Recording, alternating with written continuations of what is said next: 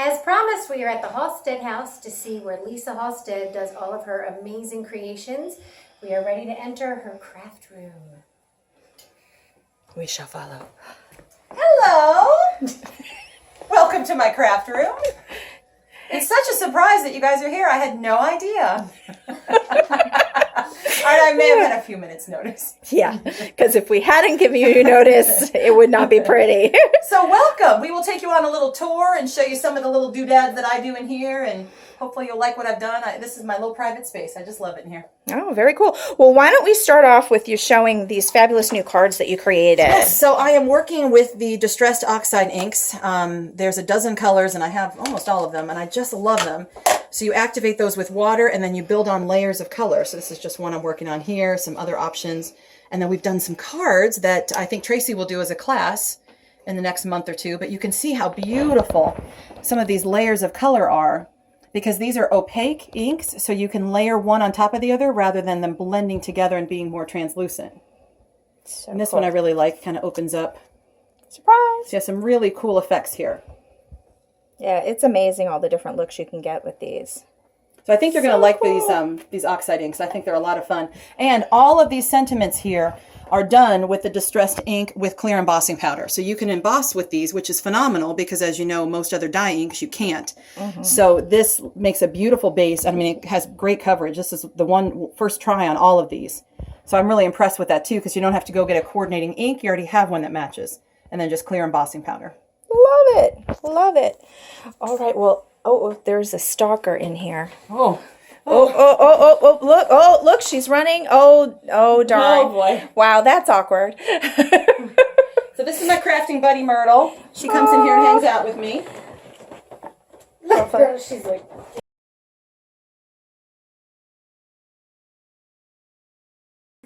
Okay, so we'll start over here on this side. This is how I coordinate all of my 12 by 12 cardstock. Like everybody, I have quite the collection. I think we all do. Some people do vertical. I like my cardstock to be horizontal. Just find it a little bit easier to go through. And then some other supplies and stuff down there. This is like a Lazy Susan I got, I don't know, somewhere Walmart or something. It has all of my liquid pearls and my new Nuvo drops, enamel accents. I just love that because then you can kind of find the color that you need. These are all of my extra photos that need scrapbooked. So that's kind of how I do those in envelopes and then put them in those photo boxes. I think that works for me.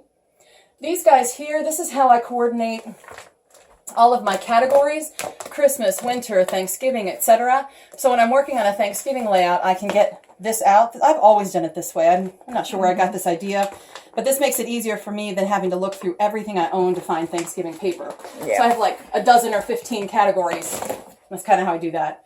And then these are just extra, brand new packets of paper that I just bought that I'm kind of waiting to use.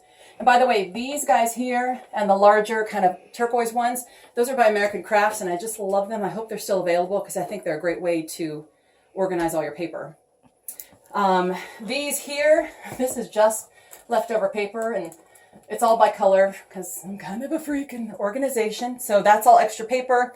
And then on the right-hand side, the first three are all my 8.5 by 11 cardstock. So that's kind of how I organize that.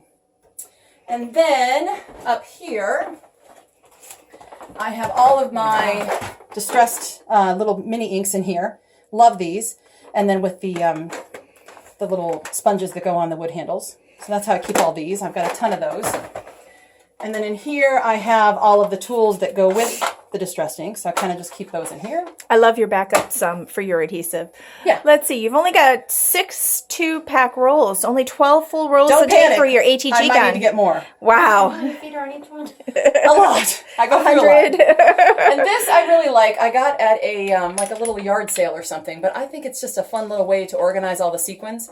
I obviously love sequins. She does love You'll notice sequins. they're on many of my cards, and I just think they're a fun little touch, so that's how I organize that. And then this, this is how I'm organizing now all of my wood shapes and some metals and washi tape. I had this stuff in like 10 different locations, and recently I thought it has got to come to one home. So this works great. Like, this is a good little home for all these little loose pieces and just little doodads and things. These are all metal pieces in here, and Fun. that's how I do that. So that's easy. And then this drawer here has punches that I use all the time. These are kind of my go-to everyday punches. And then this drawer to the right, I'm Okay. going to open that. That has all my inks. So I want them really easy to find, kind of right there. So they're kind of divided by pigment versus dye, and then the blocks and everything. So that's got a easy. variety of blocks. Yep. Awesome. And then under here, if you want to open that up, those are just some inexpensive drawers, I think, from Walmart. But like the top drawer has things like vellum and silver foil paper. The second drawer down has all of my Copic paper and watercolor paper. And then there's some supplies, envelopes, things like that. But that's how I keep all that stuff kind of out of sight, because I don't need it every day. So that's kind of tucked down there. Cool. And then my little shelves over there. Oops. Let's see. So the 2 aqua bins and the pink bin, those hold all my punches. So these are circle punches, those are scallop punches, and those are border punches. And again, that's what works for me. I pull the bin down. When I'm making a card, I know I need circle punches. It just works for me. This has, I got this from Jennifer McGuire. I got this idea. I just love this thing. It's actually like a kitchen, maybe a refrigerator organizer or something. So my clear stamps are in here, my embossing folders. It's easy, it's lightweight. Everything comes down at once. I mean, I have more than this. They're under here, but these are kind of the ones I use all the time. So I think this is kind of a cool idea. And then the drawers next to it, these guys here. Oh, it has extra adhesives like pop dots and things. And then it has pearls in the second drawer, bling in the third drawer, journaling cards in the bottom drawers. So just kind of fun way to organize that. This basket is my going to work on it soon basket.